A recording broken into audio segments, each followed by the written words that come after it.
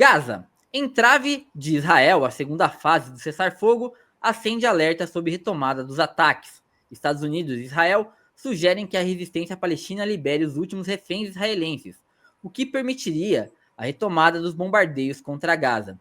Esse texto é do Fouad Bark, um texto enviado exclusivamente para Diálogos do Sul Global, direto de Beirute. Conta pra gente um pouquinho o que tem no texto, antes da gente chamar a Vanessa para comentar, Gui. Sim, então para a gente ter uma visão, né, geral, teve o acordo de cessar-fogo em janeiro e a primeira fase já aconteceu, ela tinha previsão para terminar no dia 2 de março.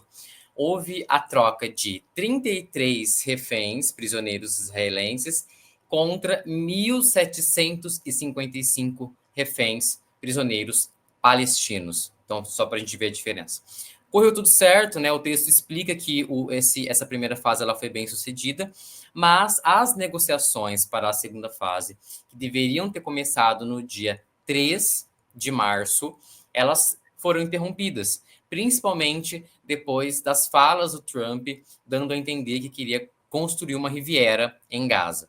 Então, isso, enfim, houve essa interrupção das negociações. O Catar, que é parte das negociações, não tem um posicionamento, ele não tem falas muito contundentes sobre isso. Inclusive, Netanyahu acusou o Catar de financiar o terrorismo, veja só, e isso desagradou o país e talvez até colocou ali que poderia diminuir o papel dele como mediador. E os Estados Unidos sugerem isso, né? Que haja ali uma trégua agora durante o Ramadã, que começou em 28 de fevereiro e vai até 30 de março, e que nessa trégua fossem libertados mais prisioneiros israelenses. O grande problema é que Israel já vinha impedindo, dificultando a entrega de ajuda humanitária a Gaza. E por conta disso, a Gaza disse, né? A resistência palestina disse: não, nós não vamos partir para esse caminho. E aí Netanyahu foi e bloqueou de vez a ajuda humanitária. O que eles receberam de ajuda humanitária, os caminhões que eles receberam nesses últimos 40 dias da primeira fase do acordo, é suficiente para 4 meses. Então, o temor é que Netanyahu continue bloqueando essa ajuda para que falte suprimentos necessários a Gaza e depois retorne a bombardear o território. Agora vamos chamar a Vanessa aqui. Van, seja muito bem-vinda. Acho que pegamos desprevenida? Sim, um pouquinho. Estava anotando umas coisas. Bom, muito boa tarde, né? Já é boa tarde para todo mundo que acompanha a gente aqui. E vamos lá falar de Gaza, né? Esse cenário terrível que a gente está acompanhando aí há 15 meses. Ah, é para eu entrar já? Desculpa. Eu pensei que tinha travado, talvez será que ela travou? Não sei se eu fazer pergunta, não, beleza. Não, assim, esse texto, gente, está muito interessante porque traz uma visão crítica, isso que é importante, é uma visão crítica e bem fundamentada a respeito desse cenário atual. Só contextualizando um pouco, a primeira fase do acordo previa uma determinada quantidade de troca de, vamos chamar de prisioneiros, né? Então, tanto do lado dos palestinos, que tem algumas pessoas que foram capturadas no 7 de outubro, quanto do lado israelense, que tem pessoas que estão presas há 40 anos, enfim. Então, tem muitos palestinos que estão presos sem julgamento, sem sentença, etc. Crianças, inclusive. Essa primeira fase, encerrou, né? Como já foi falado. Só que a segunda fase está sendo boicotada. Então, um contexto importante de se dar é que é o seguinte: quando houveram as reuniões no Catar para definir o que seria dessa segunda fase, Netanyahu mandou um representante, mas deu instruções explícitas para ele não abordar a segunda fase do cessar-fogo. E aí, o que acontece?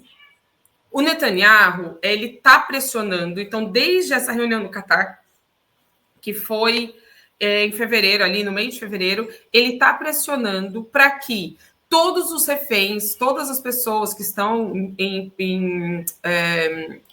que estão com o Hamas sejam libertadas na primeira fase. E esse é o imbróglio, porque libertar todos na primeira fase significa que não vai ter segunda. E aí há uma discussão da Riviera do Trump, etc. Mas, gente, essa é a terceira fase. O plano do Egito, etc. Essa é a terceira fase do processo. Não, então, estão discutindo a terceira sem fazer, sem cumprir o acordo que era ter essa segunda fase. E mais grave, teve essas entradas de ajuda humanitária, mas a agência da ONU para a questão palestina informou que só tem comida em Gaza para 2 semanas. Israel já retomou o bloqueio, então não está entrando medicamentos, combustível, remédios e eu acho que água, né? Então, assim, é desesperador, essa que é a verdade. Agora, por outro lado, o que está acontecendo? Existe uma vertente alternativa, digamos. Por quê? Porque o que demonstra que os Estados Unidos estão um pouco enfadados, estão um pouco putos com Israel. Porque Trump está negociando diretamente com o Hamas. Existe uma pessoa em poder do Hamas que é estadunidense. E o Trump disse, onde houver um americano, onde houver um estadunidense, eu vou intervir, eu vou, enfim, fazer o melhor para o meu povo. E aí ele está negociando diretamente com o Hamas. Então ele fez uma declaração terrível, horrível, né?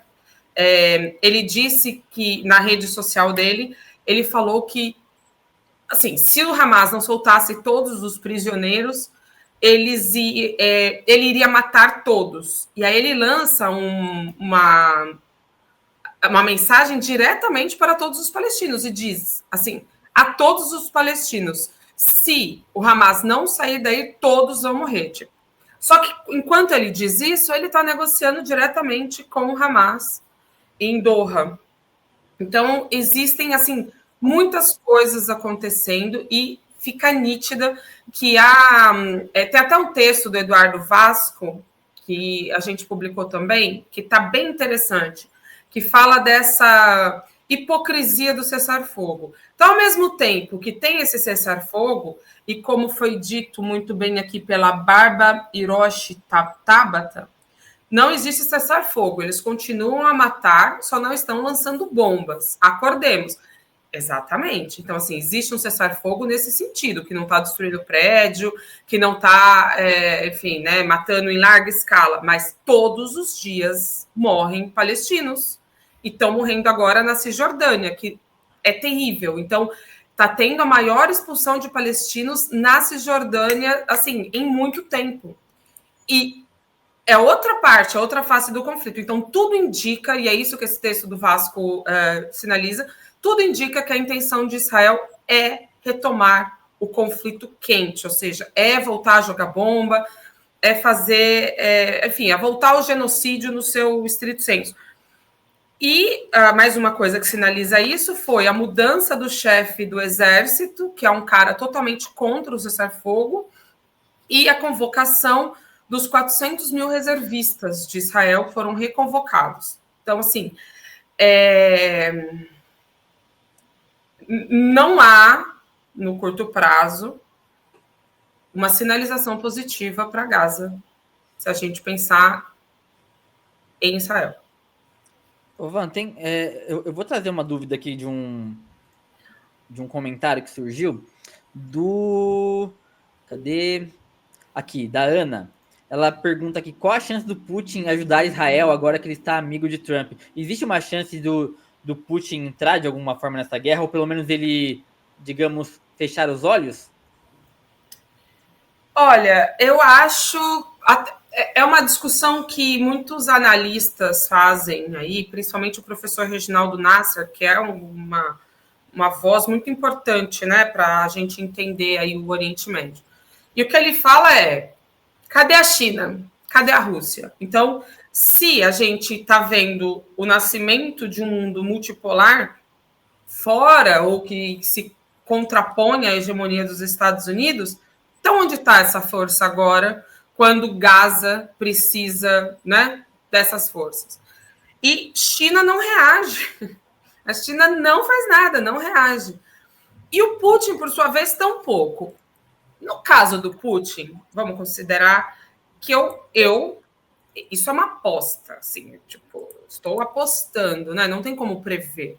Mas até o momento não entendo que o Putin vá tomar qualquer atitude. Primeiro, porque ele é parceiro estratégico de praticamente todos os... A Rússia, né, é parceira estratégica dos países árabes. Então, o Putin, ele prefere fazer um jogo duplo ali, então dá um certo apoio a Israel, não intervém em nada, mas também não entra no conflito em si. Existem muitos judeus na Rússia.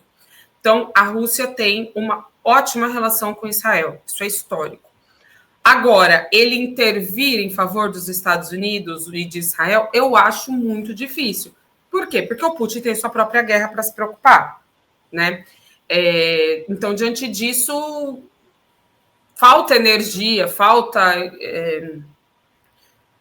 de certa forma, ali capacidade até de se envolver. Agora, terminado o conflito na Ucrânia, né, resolvido, a Rússia venceu, etc., acabou, pode ter havido ali uma moeda de troca, um apoio, mas eu acho muito difícil, de verdade, assim, não é algo que dê para anular totalmente, mas eu acho que é muito difícil pela conjuntura. Então, acho que o silêncio russo é mais razoável a gente pensar, que vai se manter calado, que tipo, não vai intervir. Gui? É uma dúvida que eu, inclusive, também tenho, né? Na verdade, eu fiquei pensando se, por exemplo, nessa negociação para a Ucrânia, esse apoio tácito, né, tão rápido do Trump ao Putin, você talvez poderia ter algum tipo de condição, do tipo, ó, eu vou te ajudar aqui, a gente finaliza esse conflito, mas você não se meta nos meus negócios, né? Não que se não fosse por isso, a Rússia talvez faria alguma coisa, ou, né, iria... intervir ali militarmente para conseguir salvar, de certa forma, Gaza. Mas eu me pergunto justamente se isso poderia acontecer, né? Isso como uma condição do acordo para o fim da guerra na Ucrânia. Isso eu acho bem viável, tipo assim, não se mete, né? Só ajuda aqui, mas não se mete lá. É assunto nosso. Eu acho que isso é mais viável. Mas ainda resta a questão, cadê a China? Porque a China, vamos lembrar que ela tentou intermediar, né, no começo e tal, quando o Lula tentou ali botar um fim nessa guerra, quando tentou convocar o Conselho de Segurança para condenar Israel, etc. A China chamou uma reunião com várias facções palestinas, então vários grupos armados, grupos políticos, etc., para tentar ali um acordo entre os palestinos, porque também a gente pensa assim, Palestina como uma coisa coesa, gente. Se a gente pensa Brasil, não existe uma coisa coesa, né? Então existem vários partidos. Se a gente pensa a esquerda brasileira, existem vários partidos, várias visões. A Palestina, a mesma coisa. Então tem, por exemplo, o Mahmoud Abbas, que é o presidente da ANP, a Aliança, acho que é a Aliança Nacional Palestina, Associação, acho que é a Aliança. Preciso ver aqui o nome direito. Autoridade, né? Autoridade. Obrigada. Autoridade. Eu pensando todas as palavras com A. Autoridade Nacional Palestina. Então, existe, desde o Mahmoud Abbas, que como uma palavra que a gente possa usar para ele, é conivente com o Estado ocupante, com o Estado colonizador de Israel, ajudou Israel na ocupação da Cisjordânia, né? Então, é algo assim, completamente inacreditável, mas é isso, ele é um sócio praticamente, é um corrupto, um sócio de Israel. Então a gente tem desde o Mahmoud Abbas até o Hamas, né? Então um que é colaborador, que é, enfim, que é como um cavalo de Troia, até uma resistência armada que tem um grande apoio dos palestinos, porque a situação que estava até 7 de outubro era Gaza vai ser incorporada, não vai existir mais nenhuma discussão sobre dois estados, porque Israel está avançando com tudo e tal. Então, existem muitas nuances entre um grupo e outro, entende? Tem desde outros grupos armados até outros partidos políticos. E a China tentou trazer todos e tentou fazer uma negociação. Só que depois disso ela não interviu, entendeu? Assim, não se colocou de uma forma mais contundente. Mas aí também não tem uma questão da forma que a China se configura hoje em dia, porque assim, o último conflito da China, que ela entrou de fato numa guerra, foi do Sino, né? 79, se eu estiver enganado. Depois disso ela não entrou ativamente nenhuma guerra. Eu digo isso porque para ela é muito importante o fator econômico hoje em dia. E uma guerra custa dinheiro. Então, se ela for ajudar, enviar recursos, a economia dela dá uma enfraquecida. Os Estados Unidos sofre isso hoje, né? Ele patrocinou tantas guerras que quando vem alguma crise econômica, eles se ferram, não é isso? Mais ou menos. Pegando essa última parte, os Estados Unidos se financiam com a guerra, na verdade, né? Porque tem uma indústria bélica muito grande, muito avançada. Então, quem está fornecendo armas para Israel são os Estados Unidos. Quem estão fornecendo armas para a Ucrânia são os Estados Unidos, entende? Porque mesmo que seja armas da França, mas se você for puxar, vem dos Estados Unidos, entende? Então, assim, é parte da indústria americana. O complexo bélico faz parte da economia americana. Então, os Estados Unidos se financiam, os Estados Unidos se mantêm muito por conta das guerras. Não é o caso da China. Faz muito sentido essa sua indagação. Se ela entrar numa guerra, estrito sensu, mas eu não estou nem questionando ela entrar em campo, do tipo, mandar soldados para Gaza. Isso seria bastante difícil, né? Mas eu estou questionando, que é esse questionamento que o professor Reginaldo Nasser traz, estou questionando o silêncio, a falta de ação política, de diplomacia. Porque a gente tem que lembrar, uma frase também bastante repercutida esses últimos dias, que a guerra é a continuação da política quando a diplomacia não dá certo. Então, a guerra é política, entende? Então, assim, a China tem instrumentos políticos. E todos os países têm esse mesmo instrumento político. Porque, lembremos, nenhum país fez uma ruptura assim, sólida com Israel. Mesmo os países árabes, entende? Então, a Palestina, ela está num nível de refém, saca? Porque os países árabes estão nas mãos dos Estados Unidos. Se a gente pega a Jordânia apenas, só a Jordânia tem metade da população palestina, para começar. Então, já é metade de uma diáspora, a população da Jordânia. Isso faz com que o povo jordaniano seja muito pró-Palestina, mas assim, muito. Só que o rei Abdullah,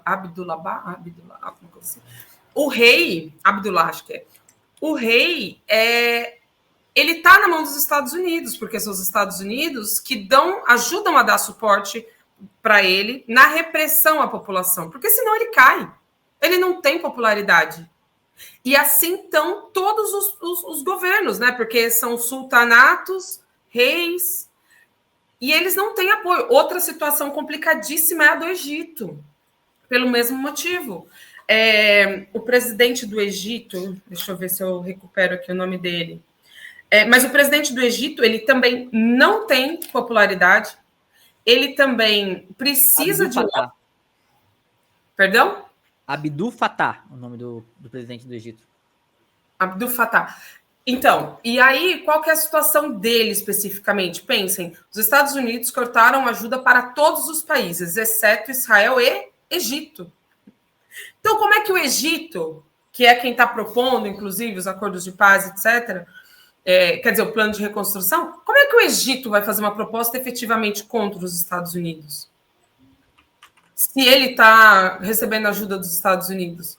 Então, a situação da Palestina ela é gravíssima a ponto de os países árabes estarem reféns dos Estados Unidos. E por isso não vem esse apoio dos países árabes. E a questão é, a China também tem relação com todos esses países. Por que não fazer uma pressão maior? Por que não está fazendo? Pode ser que exista aí também acordos que acontecem, né, fora dos holofotes, que a gente não fica sabendo, porque a China ainda não está em guerra, mas a China tem o seu próprio problema, que é Taiwan.